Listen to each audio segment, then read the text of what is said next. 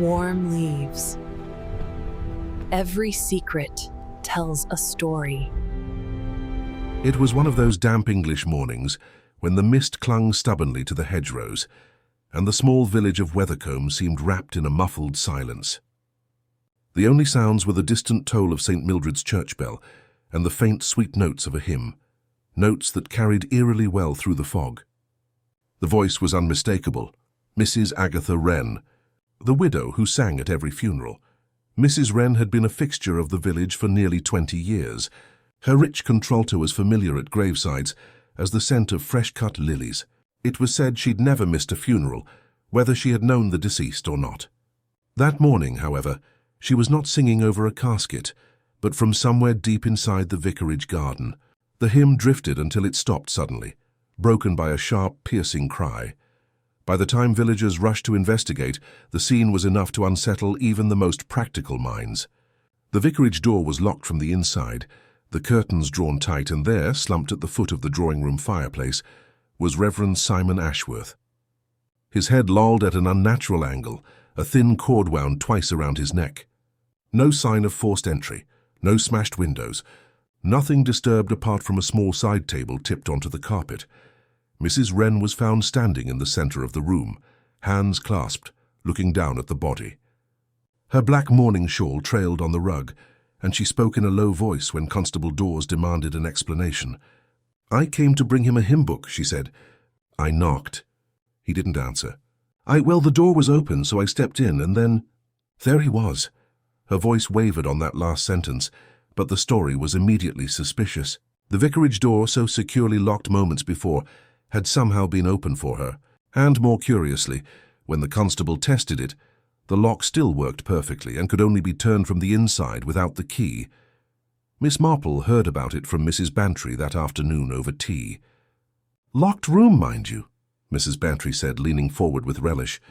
And the oddest thing, on the table beside him was a single, perfectly clean teacup. Nothing else. No pot, no saucer, no biscuits. Just the cup. It was that teacup that lodged in Miss Marple's mind. A clean one, not used, not something left out in haste. And Mrs. Wren's singing? Why had she been heard before the body was discovered, not after? In most cases of surprise or shock, one does not break into song. Constable Dawes, for his part, was baffled. No footprints in the garden, too much frost. All the windows bolted from inside. The only door locked, Reverend's key still in his pocket. He scratched his head. Could be suicide, except you can't strangle yourself with a cord and end up lying neatly like that. The clue that puzzled everyone was found later that evening. A small square of black silk, caught in the hinge of the vicarage back door. Too small for a shawl, too fine for a curtain tie, and no one could place it. Mrs. Wren denied knowing anything about it, though her voice trembled faintly as she did. Word spread quickly that the widow was under suspicion. She had, after all, been the last to see the vicar alive, if one could call finding him seeing him alive. But villagers who knew her swore she would never harm a soul.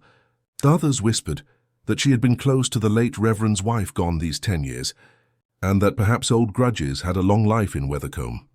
The inquest was set for Thursday, but Miss Marple, as she sat knitting by her fire, felt the whole affair had an air of deliberate staging. The clean teacup, the back door silk, the locked room, these things did not happen by chance, and yet there was something almost too perfect about the arrangement, as though the killer had wanted the scene to appear unsolvable. That evening, Miss Marple took a quiet walk past the vicarage. Through the fog, she noticed a curious thing. The hymn Mrs. Wren had been singing that morning, "Abide with Me," carried a pause in the second verse when she sang it. Not a forgotten word, but a gap, as though she'd been listening. Listening for what? And why sing in the first place, unless it was to mask some other sound? By the time she returned home, Miss Marple's knitting lay untouched in her lap. The pattern of the crime was beginning to take shape, but it was a pattern woven with deliberate knots, and someone in Wethercombe had tied them very, very tightly. Miss Marple's opportunity to see the scene for herself came the very next morning.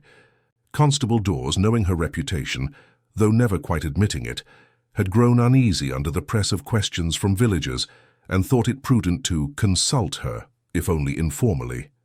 She arrived at the vicarage bundled in her pale blue coat, the fog having given way to a thin, cold sunshine that made every frost-edged hedge sparkle. Inside, the drawing room still bore the quiet tension of interrupted life. The body had been removed, but the air seemed heavy with what had happened. The tip table had been righted, though Miss Marple could see a faint indentation in the carpet where it had fallen. She let her eyes travel without hurry, seeing things in no particular order. Yet every small detail registered. The clean teacup still stood on the side table, exactly where Mrs. Bantry had described it. Miss Marple leaned slightly, noting that there was no ring beneath it on the polished wood, meaning it had been placed there recently and never filled. Beside it lay a slim leather-bound hymnal. She touched it gently. The spine was cold. There were no reading glasses in sight, though Reverend Ashworth was known to need them for close work. Constable Dawes followed her gaze. "We found the cup odd as well. Thought maybe the Reverend was expecting a visitor. But there's no sign anyone else sat down with him. Mrs. Wren says it was already there when she arrived," Miss Marple murmured. In that way of hers that conveyed neither agreement nor disbelief. She stepped toward the fireplace.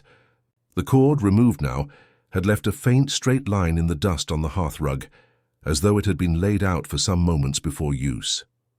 The poker and tongs stood neatly in their rack. A faint scent lingered, beeswax polish and something else. Soap, perhaps. Not the kind one bought in the village shop either. She crossed to the door that led to the small kitchen. Dawes fished a key from his pocket. "Back door's over there, locked when we came, bolted from the inside." He gestured toward the hinge where the silk had been found. "Just a shred, see? Could have come from anywhere. Not enough to match to anything Mrs. Wren owns, if that's what you're thinking." Miss Marple bent closer. "It's hemmed," she said softly. "Not torn from a larger cloth, but from something deliberately made with a straight edge. Cuff, perhaps. Or a trim." She straightened, meeting Dawes's curious look with mild indifference. "Merely an observation." They returned to the sitting room, where Mrs. Wren herself appeared at the door, accompanied by Mrs. Bantry. The widow's face was pale beneath her hat, and her voice, though soft, carried. "I've been told I'm to be questioned again," she said, glancing briefly at Dawes. "I've nothing more to add. The poor man was gone when I arrived. I sang because, well, I always sing when I walk alone. Habit, you know." Miss Marple's eyes rested on her a moment longer than was polite. Mrs. Wren's shawl was not the one she had worn the day before, but a lighter weave with a faint perfume clinging to it. More interesting, however, was her gloved left hand, which she kept tucked firmly under her right arm. "Such a dreadful shock for you," Miss Marple said kindly. "And you still managed to look so composed. I hope you had a friend to walk you home afterward." "No," Mrs. Wren said quickly, then hesitated. "That is, I stopped at the church for a while. Sat alone. It was a small slip, perhaps nothing at all." But Miss Marple's mind registered the way Mrs. Bantry's brow knit at the response. Most people, after finding a body, sought company. Sitting alone in a cold church suggested something else entirely. Time to think. To adjust one's story, perhaps. Later, after Mrs. Wren had been gently ushered out, Dawes confided in Miss Marple that they had found the vicar's desk drawer locked, the key missing. Nothing valuable, I'd wager. But strange that the key's gone. Reverend was careful but not secretive. Everyone knew where he kept it, top right drawer. Miss Marple nodded absently, her mind elsewhere.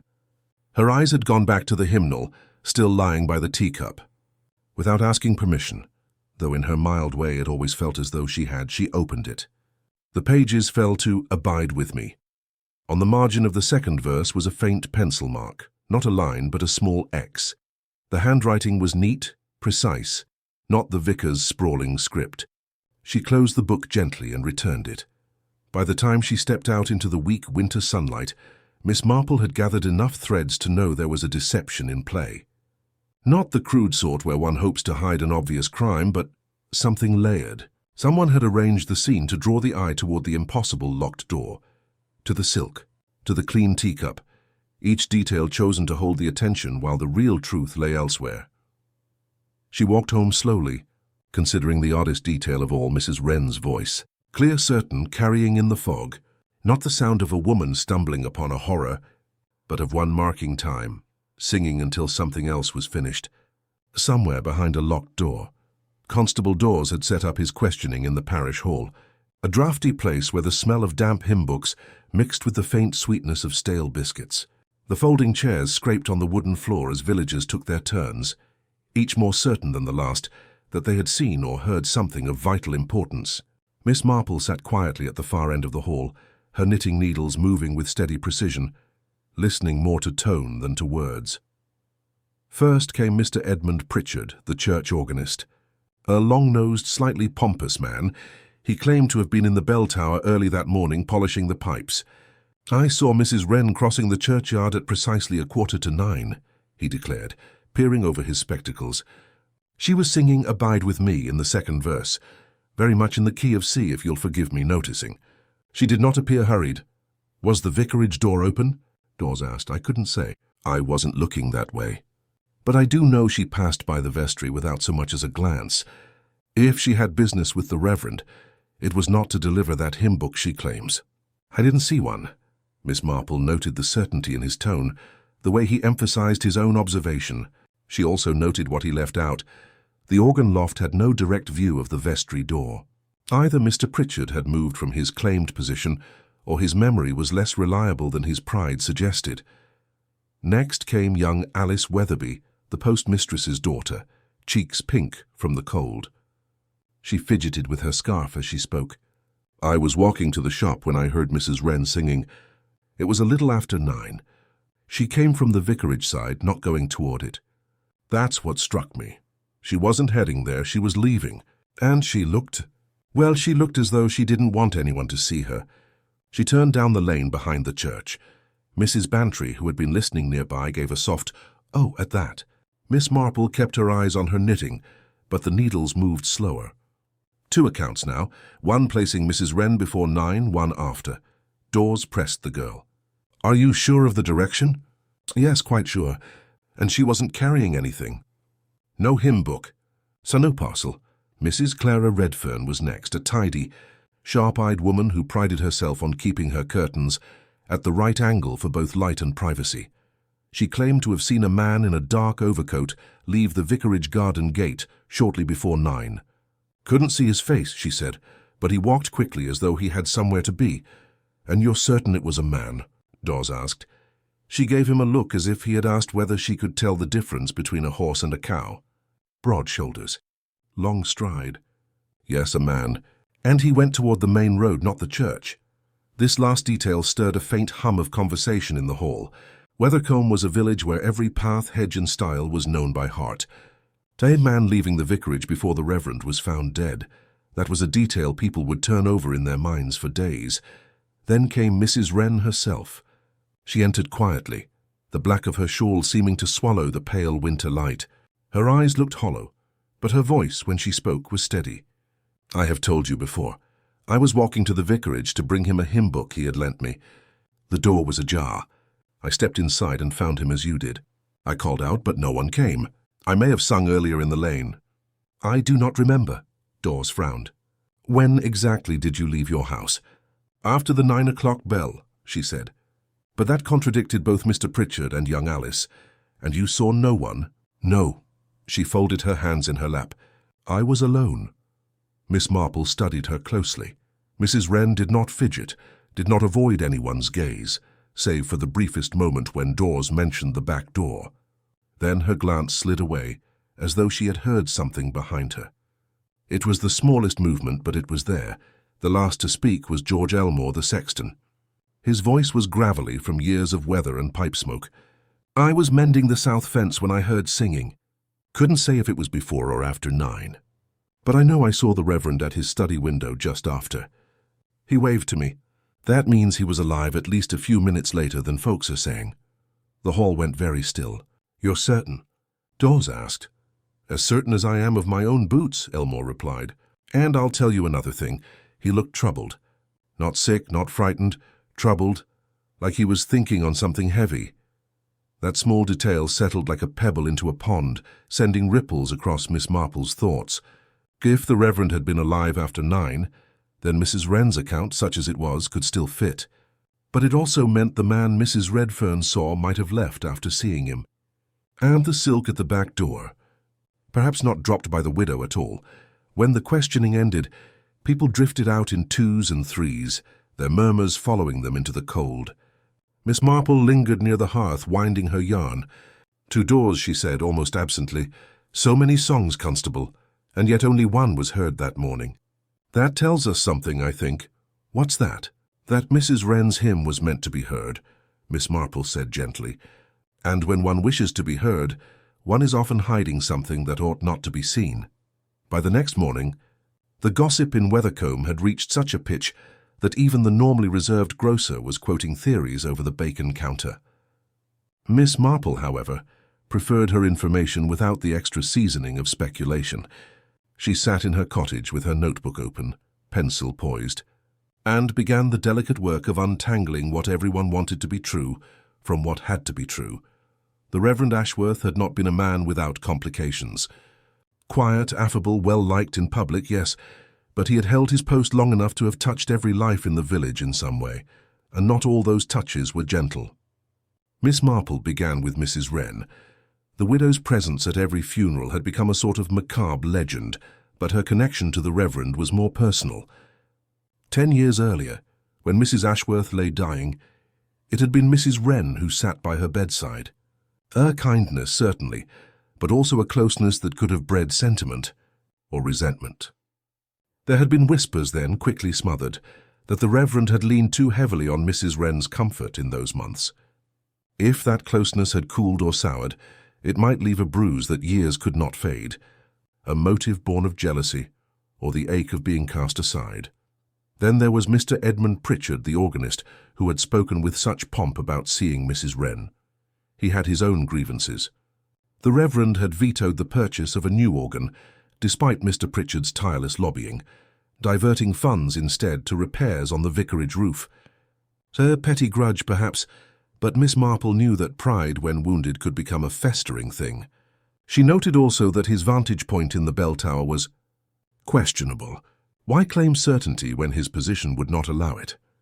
Was he lying to fix Mrs. Wren's time in the public mind? Young Alice Weatherby, with her story of seeing Mrs. Wren leaving the vicarage side, had no obvious quarrel with the Reverend. But her father had been in debt. Debts quietly forgiven by the Reverend after the man's sudden death the year before. If Alice feared some truth about her father's dealings would emerge, perhaps she might mislead to shield her family name. Her eagerness to share her observation, too eager, had the polished look of something rehearsed. Mrs. Clara Redfern's dark-coated stranger was the most elusive figure. Clara herself had been a stalwart in the church's women's committee, but she had been replaced last year as treasurer after an audit revealed inconsistencies. The Reverend had kept it quiet, allowing her to resign rather than face embarrassment.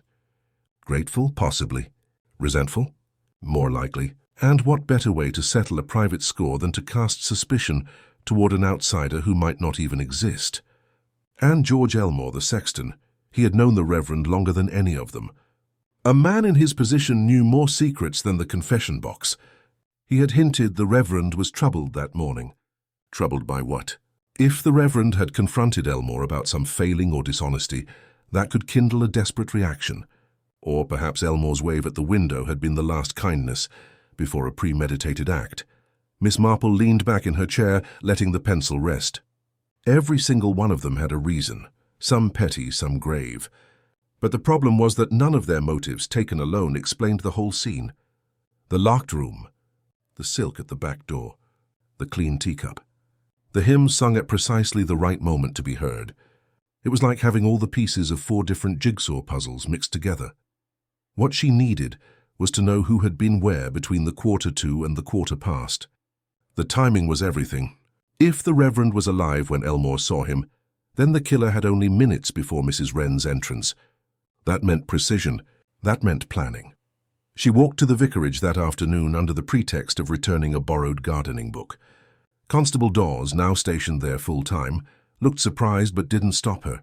She asked for a few minutes in the study, and once alone she took in the space as though seeing it for the first time. The window Elmore claimed to have seen the Reverend at, yes, it offered a clear view of the south fence. But there was also a reflection in the glass, faint but definite, of the back kitchen door. If someone had been standing there while the Reverend looked out, they could have been seen, or avoided being seen depending on the angle. Her gaze fell on the empty spot atop a low shelf.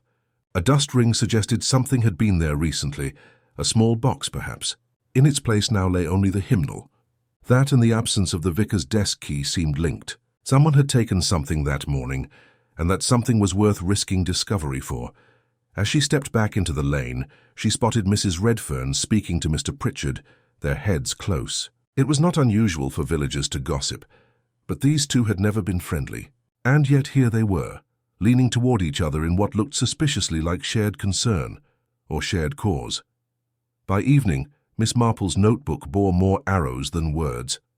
The widow might have loved or hated the Reverend, the organist might have wanted to humiliate him, the treasurer might have wanted revenge, and the sexton might have feared exposure. Each motive pulled in a different direction, and yet there was one thin thread connecting them all. They had each in some way benefited from the Reverend's silence in the past, and now that silence was permanent. What remained to be seen was which of them had decided to make it so, and why they had chosen to cloak it in a scene so elaborate that it was almost begging to be unraveled. Miss Marple suspected that was the point, to make the crime appear a puzzle so hopelessly tangled that no one would think to tug at the right string. The breakthrough came 2 days later, and it arrived with such satisfying neatness that Constable Dawes wore the look of a man who had just been handed the answer sheet to an impossible examination. It was young Alice Weatherby who brought it to him.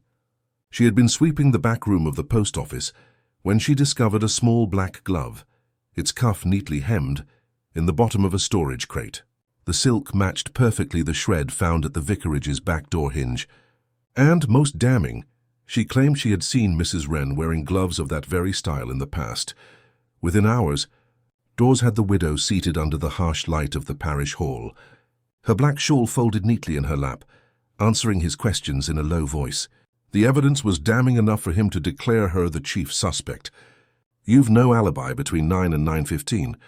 You admit being at the vicarage.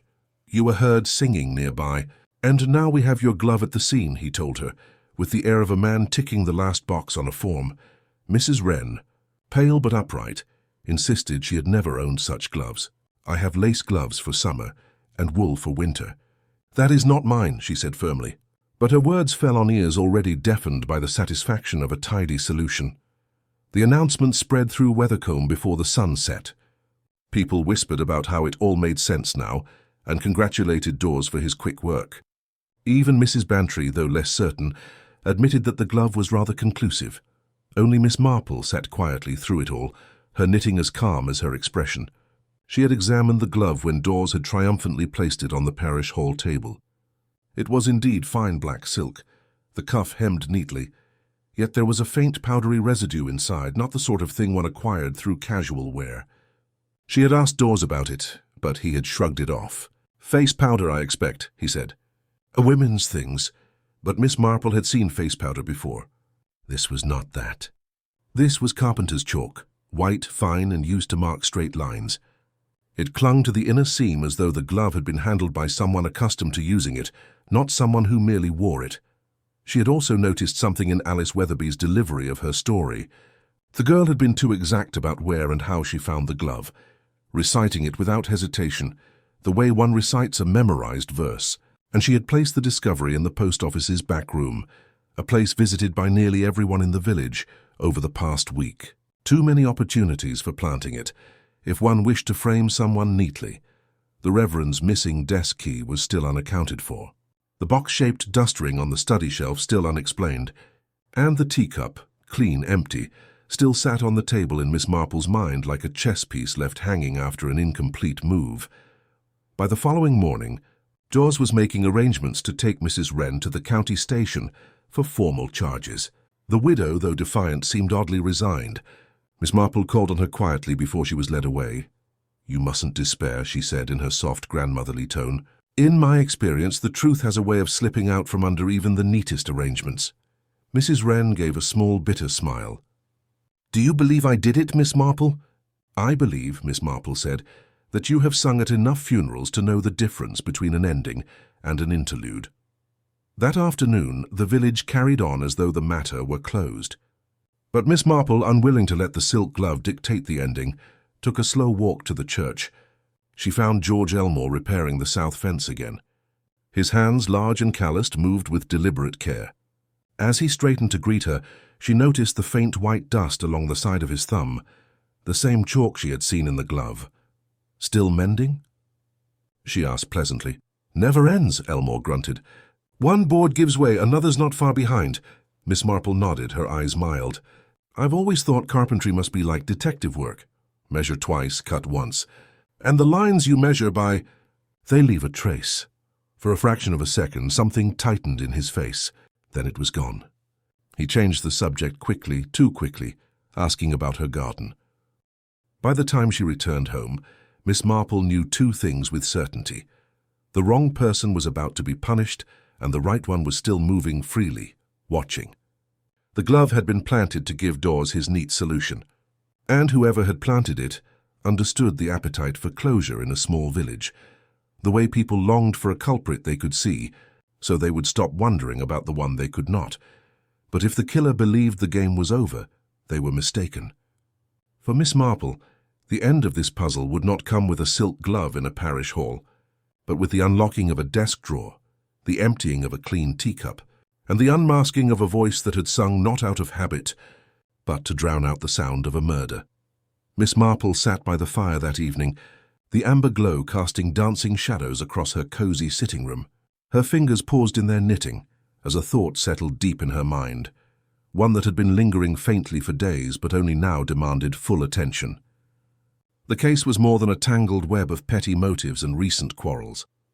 It was rooted in something older, buried beneath the polite veneer of Wethercomb's village life.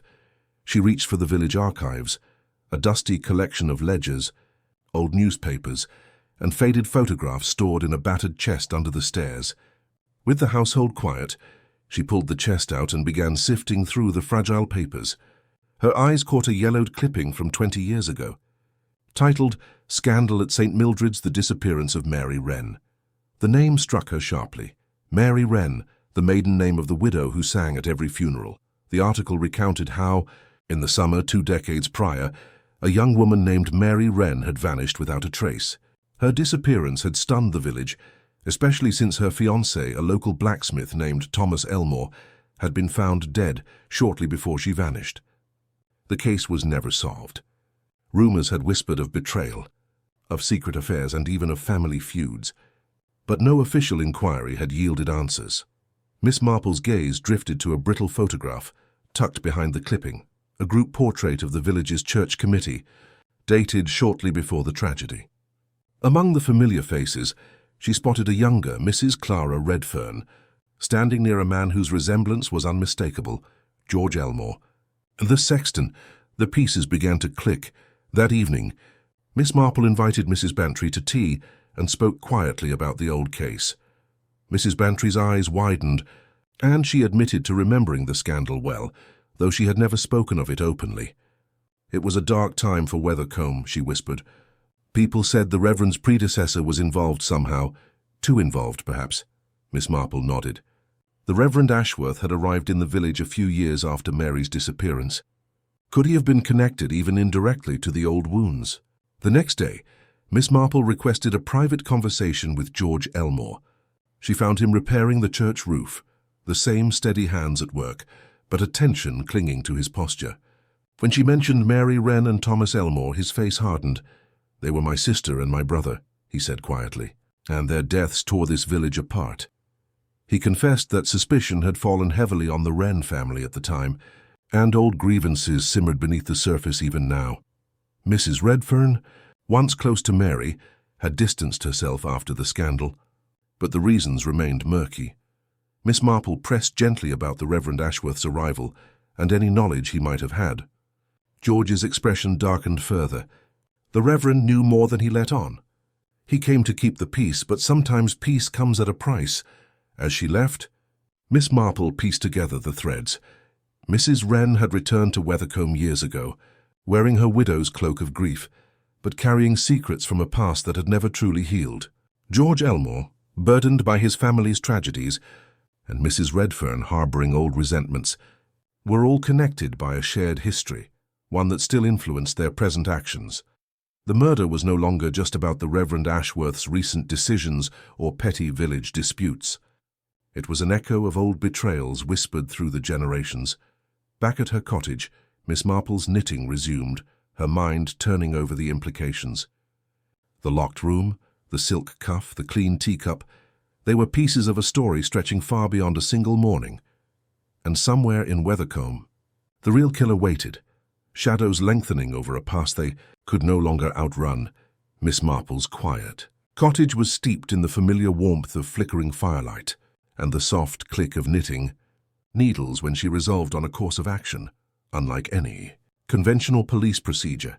She had come to know, through decades of observation, that some truths were better coaxed from the shadows of the mind than wrested from the cold surface of facts alone. That morning, she invited the remaining suspects, the widow Mrs. Wren, Mr. Edmund Pritchard, Mrs. Clara Redfern, and George Elmore, to the vicarage under the pretense of a small memorial gathering for the late Reverend Ashworth. It was an excuse to gather them in one place and observe how the threads of their stories would unravel or tighten when drawn together. The vicarage drawing-room was subdued, heavy with the scent of polished wood and fading floral arrangements. Miss Marple watched each visitor carefully as they entered. Mrs. Wren's steps were measured, her face serene, but her hands, gloved and tightly clenched, betrayed a slight tremor. Pritchard's brow was furrowed, his eyes darting as if calculating an unseen arithmetic. Mrs. Redfern maintained a practiced smile, but Miss Marple detected a flicker of impatience behind it. Elmore stood stoic, though his jaw was set rigidly. After a brief, courteous exchange, Miss Marple began her unorthodox test. She explained that she wished to honor the Reverend's memory with a reading of "Abide with Me," the hymn Mrs. Wren had sung on the morning of his death. But instead of the usual solemn rendition, she proposed a simple variation. Each would sing one verse aloud in turn. The room held its breath. It was an unusual request, yet none dared refuse. Mrs. Wren was the first, her voice low and steady, filling the space with the familiar melody.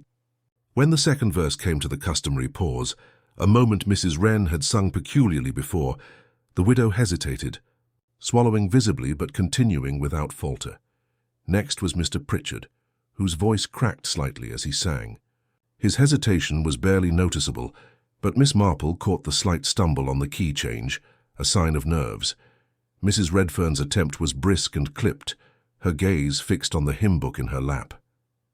She rushed through her verse, missing the customary pause entirely, as if eager to finish. George Elmore's turn was last. His voice was deep and resonant, surprisingly clear for a man of his years. But when he reached the second verse, he faltered. The usual pause stretched longer than expected. His eyes met Miss Marple's, and for a fleeting moment, something unspoken passed between them, an old guilt, a hidden fear. Seizing the moment, Miss Marple softly remarked, "That pause in the hymn, it carries more than music, does it not? It carries a story we cannot hear unless someone chooses to tell it." Elmore swallowed hard, his composure cracking. "There are things better left unsaid," he muttered, voice thick with emotion. "Things buried beneath the stone and silence of this village." Miss Marple nodded gently. "But sometimes those things must surface before the truth can rest." Later that afternoon, Miss Marple requested a private conversation with Elmore. She mentioned the carpenter's chalk found inside the black silk glove and the recent fence repairs, observing how the white dust marked a man used to working with precision and secrecy. Elmore's defenses weakened under her calm persistence. He confessed that on the morning of the Reverend's death, he had been near the back door, checking the fence as usual, but denied any involvement in the murder. Yet it was not his admission alone that intrigued Miss Marple, but the tremor in his voice when she spoke of the missing desk key and the box-shaped dust ring on the Reverend's study shelf. The implication that someone had taken something significant, something that perhaps only Elmore knew about, hung heavily between them. That evening, as the village settled into the quiet of dusk, Miss Marple sat back in her chair, the pieces moving in her mind like a delicate clockwork. The hymn's pause, Elmore's crack in composure, the unseen history binding these people, all pointed toward a truth waiting patiently beneath the surface. In her experience, the sharpest clues were often not those shouted from the rooftops, but those whispered in a faltering breath, in a skipped beat, in a silent pause between words, and tonight she had heard them all. The village of Wethercombe seemed to hold its breath as Miss Marple's investigation gained traction. The quiet certainty with which she unravelled the threads of the mystery unsettled more than one nervous soul. But just as the dawn of truth began to glow through the fog, a sudden darkness crept in, one that threatened to snatch away the fragile hope of justice. It was a chill morning when Miss Marple received an urgent summons from Constable Dawes, the vicarage. Study, the very heart of the mystery, had been disturbed. The door, locked securely the day before, was now ajar, and the neat order of the Reverend's papers lay in disarray. Most alarming of all was the missing hymnal, the leather-bound book in which Miss Marple had found the penciled X beside the verse of Abide With Me, the one piece of evidence that had whispered secrets no other had dared reveal. Miss Marple hurried to the vicarage, her mind racing. The disappearance was no accident. Someone had deliberately removed the book to silence the story it held. The calculated nature of the theft suggested a new player in the shadows, one determined to protect a secret at any cost. Constable Dawes looked pale, the weight of the setback pressing down on him. "I don't understand who would do this, Miss Marple. It's as if they're afraid of what we might discover next, or afraid that someone else might," she said quietly. Her eyes scanned the study once more, noting the absence of the hymnal left a hollow space on the shelf, but also something else, a faint smudge on the windowsill, where the dust had been disturbed recently. Outside, the frost glittered untouched, save for a single set of footprints leading toward the garden gate, footprints that ended abruptly, as though their owner had vanished into thin air. Returning to the village, Miss Marple began to feel the tightening noose of distrust among the villagers. Whispers of conspiracy and warning flickered behind polite smiles and careful glances. She knew that as much as truth sought the light, some were desperate to keep it buried deep beneath the moss and stone. Later that day, a second blow struck when Mrs. Bantry discovered that a box of letters, long thought lost from the Reverend's personal effects, had been taken from her own home. The letters, she said, contained references to the village scandal 2 decades past, the disappearance of Mary Wren and the blacksmith's death. Miss Marple's heart sank. It was clear that whoever was working against her had access to the intimate corners of Wethercombe's history and was willing to erase it to protect their own. The village itself seemed split, those who sought the truth and those who clung to shadows. Miss Martry felt the fragile threads of trust fraying and the weight of silence growing heavier, but she was not deterred. If anything, the thefts confirmed that the puzzle was close to being solved. The more the truth was chased, the more desperate its keepers became. In the quiet moments before nightfall, Miss Marple found herself reflecting on the vanished hymnal. That small penciled X had been a beacon in the dark, a marker set by someone hoping the secret would one day be found. Now, it was up to her to chase the shadows that had stolen it, to find the voice still singing behind the silence. And she knew, with a certainty born of long experience, that the answer lay not in the missing pages, but in the spaces left behind. Just as the chill of late afternoon settled over Wethercombe, casting long shadows across frost-hardened fields, the village was shattered by news that sent a fresh wave of unease rippling through its quiet streets. It was Constable Dawes who arrived breathless at Miss Marple's door, his usual calm replaced by something close to panic. "Miss Marple, there's been another incident at the vicarage. You'd best come quickly." Miss Marple's knitting fell silent as she rose steadily, a familiar resolve sharpening her gaze. The tangled threads of mystery were tightening, and the fabric threatened to unravel at any moment. The vicarage study had been the scene of enough turmoil, but this latest event surpassed all expectations. George Elmore had disappeared. He was last seen leaving the churchyard early that morning, heading toward his home, but by midday neighbours reported no sign of him. When Miss Marple and Dawes arrived, the back door was ajar again, the garden gate swinging slightly on its hinges. Inside, the study was untouched, but the faint scent of tobacco smoke lingered unusually strong. Elmore's habit, but no sign of him anywhere.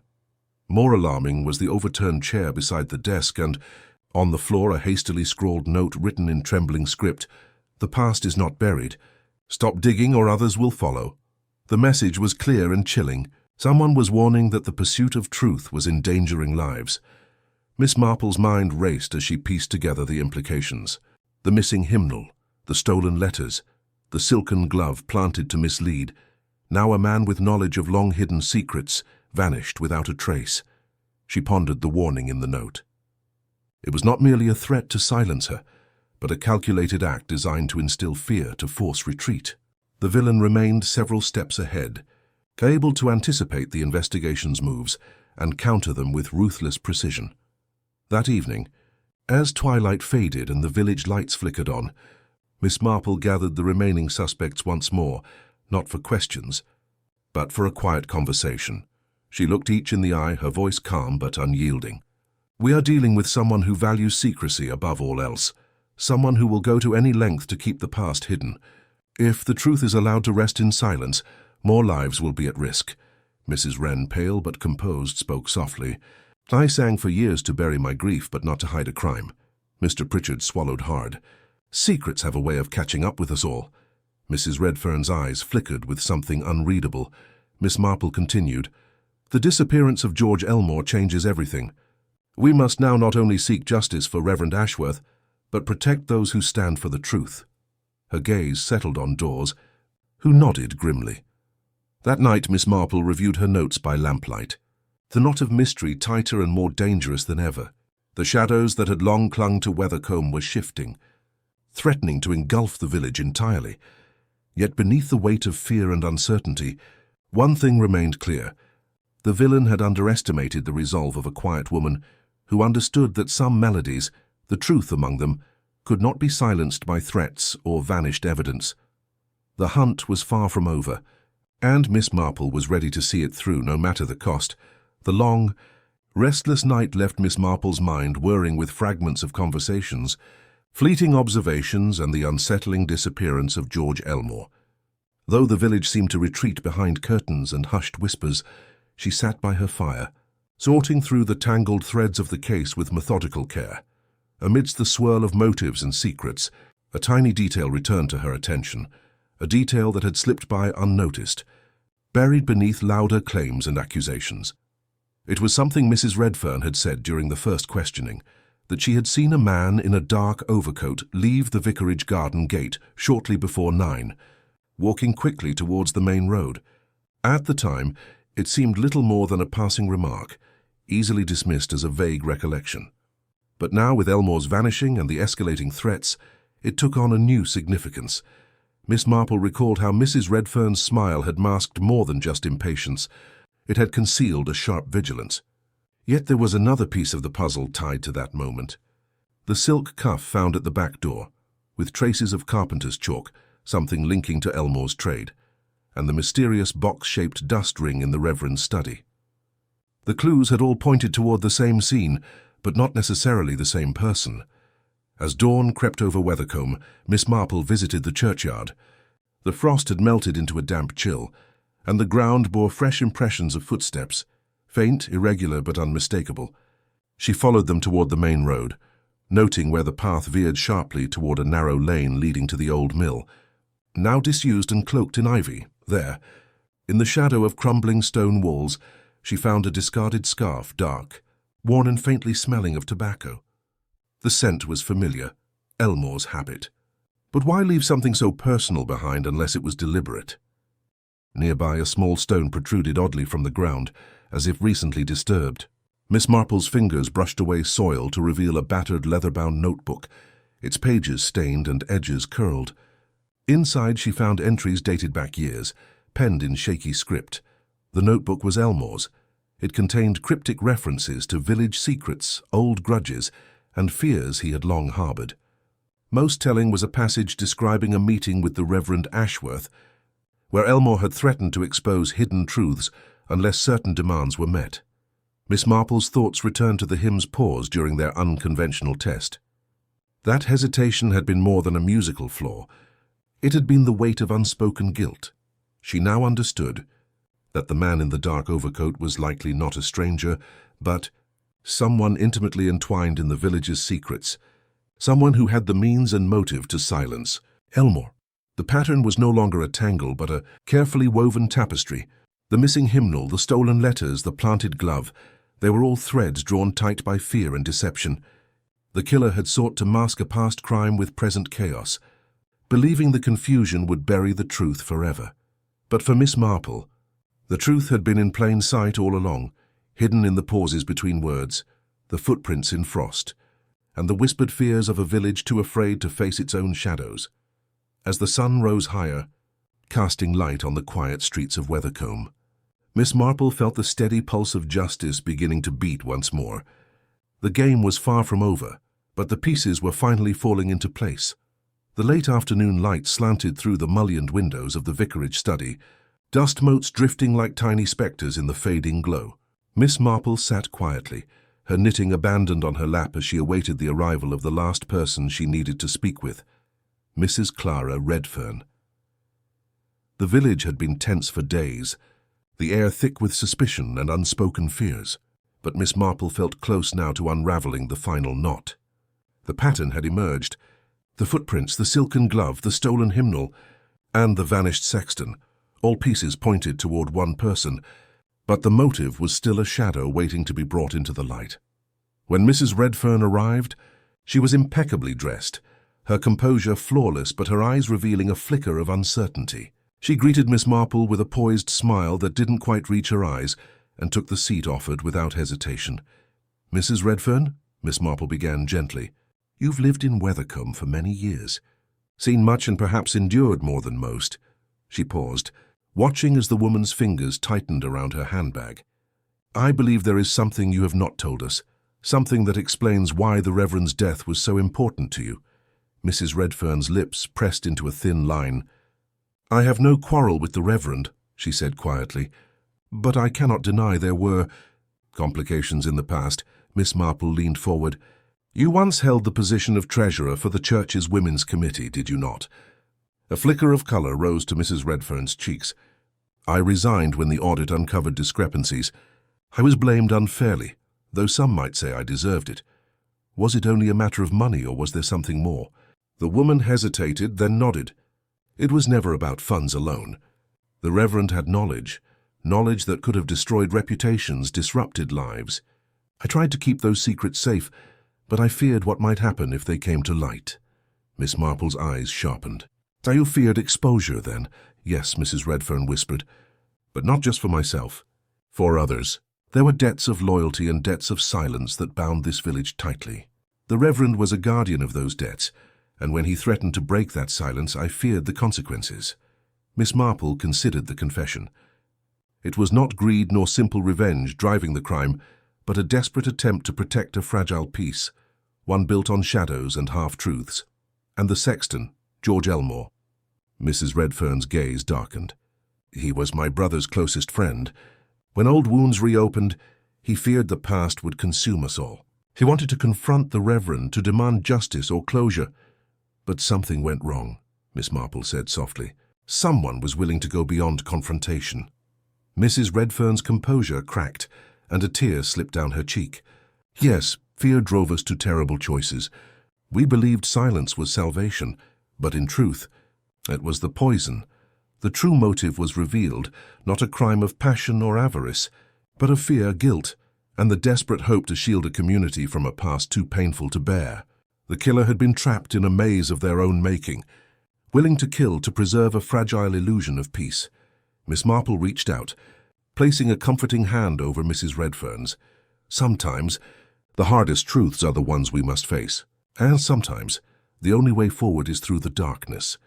As the shadows lengthened and evening settled over Weathercombe, the hidden motives lay bare, illuminating a path toward justice and perhaps healing. The late evening air hung heavy over Weathercombe as Miss Marple made her way quietly toward the vicarage. The village lay cloaked in shadow, the only light spilling from a single window in the drawing room where the last threads of this tangled mystery would be drawn tight and unravelled. Once and for all, she had invited all the key players, Mrs. Wren, Mr. Pritchard, Mrs. Redfern, and Constable Dawes, to gather under the pretense of sharing a final remembrance for Reverend Ashworth. But Miss Marple's true purpose was far more urgent, to confront the darkness lurking beneath their calm facades and draw the murderer from hiding. The drawing room was dimly lit, the flicker of candlelight casting long wavering shadows that seemed to dance with the tension in the air. Each face bore the strain of recent events, fear, guilt, defiance, but none yet fully understood what awaited. Miss Marple stood by the hearth, her voice steady but quiet. "We have all borne witness to pain and secrets these past weeks. Some truths have been too long buried, but tonight they must be brought into the light."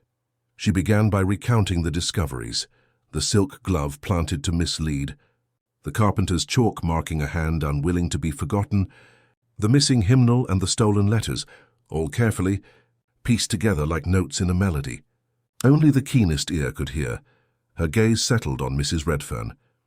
"You feared the past, secrets that could shatter this village's fragile peace. You sought to protect it at any cost, even if that cost was a life." Mrs. Redfern's composure faltered. Her eyes darted nervously. "You don't understand." "I understand more than you think," Miss Marple said gently.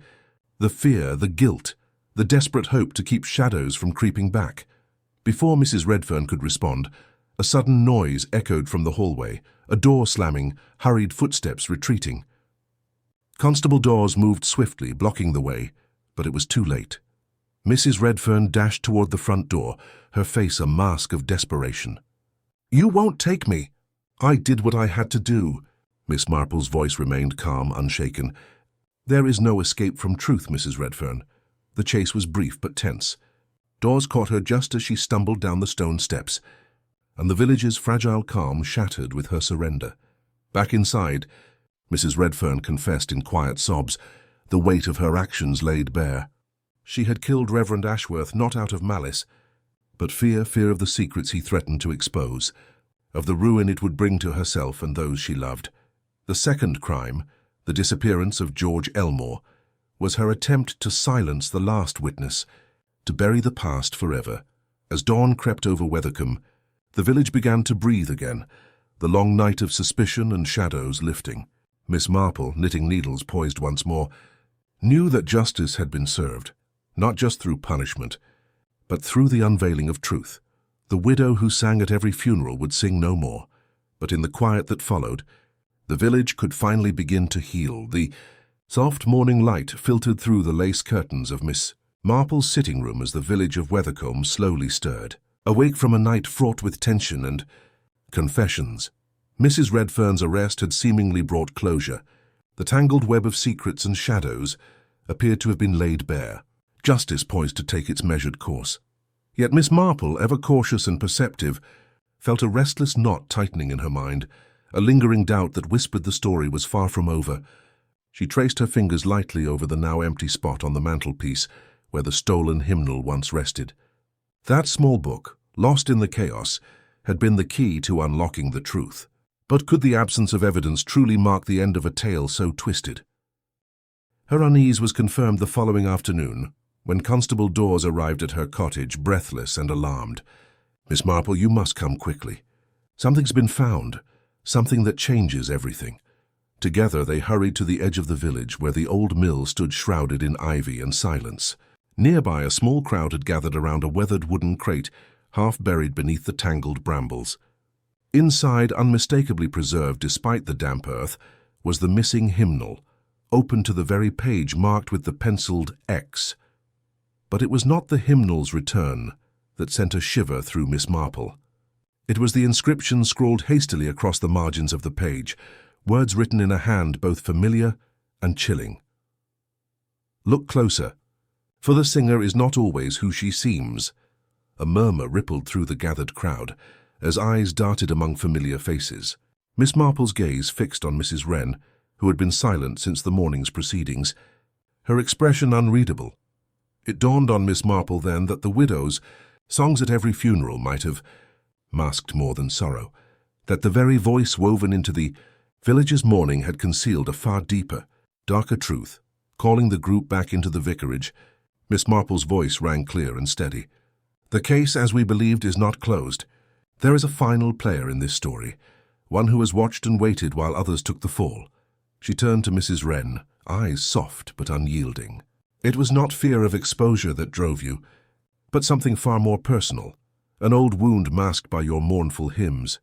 Tears shimmered in the widow's eyes as she confessed, "Years ago, Mary Wren's disappearance had fractured her family, but the truth was far more complicated than anyone knew. She had protected someone close to her, taking the blame and the song of grief upon herself to shield a secret that, if revealed, would have destroyed the very fabric of Weathercombe. Her singing at every funeral had been both penance and camouflage, the haunting melody, hiding the weight of a guilt no one had suspected. The village absorbed this revelation. Miss Marple smiled gently, a quiet satisfaction settling over her. The case had tested her wits and patience, but in the end, it was the delicate harmony of human frailty and courage that brought light to the darkest corners. And in that fragile balance, the widow's final song could finally rest. The crisp autumn breeze swept through Weathercombe's narrow lanes as the village began to settle from the storm of revelations that had shaken it to its core. The trial of Mrs. Clara Redfern was underway, and with each testimony, the fractured history of the village was laid bare for all to see. Yet even as the courtroom buzzed with murmurs and gasps, a shadow lingered, a question that refused to be silenced. Miss Marple sat quietly at the back of the courtroom, her gaze steady, fingers intertwined as she watched the proceedings unfold. The confession, the evidence, and the newly uncovered hymnal with its cryptic message had seemingly closed the case. But in her heart, she knew the story held one last secret. Later that evening, in the privacy of her cottage, she gathered those closest to the case, Constable Dawes, the village doctor, and a few trusted friends. With calm clarity, she began to unravel the hidden threads, the clues that had slipped past even the keenest eyes. There was the silk glove, she started, a red herring expertly planted to divert attention. But it was the chalk residue inside that told a different story, a mark of someone who worked with their hands, precise and careful. She paused, letting the weight of the observation settle. Then there was the hymnal, stolen and then returned, its message a deliberate challenge. The note that accompanied George Elmore's disappearance, a desperate plea or a veiled threat. Her listeners leaned in, captivated as she continued. Mrs. Redfern's fear was genuine, but not the sole motive. The real mastermind knew how to manipulate those fears, to orchestrate the chaos while remaining hidden in plain sight. She turned to Dawes. And what of Mrs. Wren, the widow who sang at every funeral? Her mourning was heartfelt, yet it concealed the pain of a secret sacrifice. She bore the burden of another's guilt, her voice both shield and sword. Miss Marple's eyes shone with quiet triumph. The true villain, however, is someone who understood the village's fragile peace and used it to their advantage, a puppeteer who escaped the stage as the curtain fell, leaving others to take the blame. A collective gasp filled the room. The notion unsettled yet fascinated all. Justice, Miss Marple concluded, is not always swift or complete. Sometimes it is the patient unraveling of truth that matters most. And in Weathercombe, though the shadows remain, the light has begun to pierce through. As the night deepened, Miss Marple sat back, her knitting needles poised once more. The village might never fully heal from the wounds inflicted, but the delicate balance between darkness and illumination had shifted, and in that shift, she found the quiet satisfaction of a case closed, at least for now. The morning mist curled softly around the edges of Weathercombe's ancient stone walls as Miss Marple stepped out from the vicarage, the sun's pale light casting long thin shadows across the village green. The air was crisp, carrying the faint scent of damp earth and fading autumn leaves. The case that had gripped the village for so many tense weeks was officially closed. Mrs. Redfern's trial had concluded. The truths laid bare and justice of a sort had been served. Yet, as Miss Marple walked slowly down the winding lane toward her cozy cottage, her keen eyes caught a glimpse of something curious, a small scrap of paper, barely noticeable, tucked beneath a loose cobblestone by the churchyard gate. She paused, kneeling carefully to retrieve it, her fingers brushing away the dust and moss. The paper was yellowed and worn, its edges frayed as if it had lain hidden for years. Written in a delicate looping script was a cryptic message. Not all songs end with silence. Listen beyond the last note. Miss Marple's eyes narrowed thoughtfully. The widow who had sung at every funeral, the mysterious Mrs. Wren, had confessed to shielding secrets, but was this note a clue left behind by someone else? or perhaps a final message from a soul burdened by the weight of unspoken truths. As she rose, folding the note carefully into her pocket, Miss Marple reflected on the case's many twists. The missing hymnal, the vanished sexton, the carefully planted glove, and the desperate confessions. Each piece had fit into a complex puzzle, yet this last message hinted that the picture was still incomplete. The village around her stirred to life, children's laughter echoing from the schoolyard, the distant clatter of a horse-drawn cart, and the faint tolling of the church bell. Life, with all its quiet rhythms and whispered secrets, went on. But Miss Marple knew that beneath the surface of everyday calm, mysteries lingered like shadows waiting to be chased into the light. She smiled gently to herself, tucking the note safely into her pocket. Some puzzles were never truly finished. They simply awaited the right mind and the patient heart to uncover what lay beneath. And in Wethercombe, as in all places, the song of mystery was far from over. With a final glance toward the churchyard gate, Miss Marple turned and walked home, ready for whatever new secret the village might whisper next.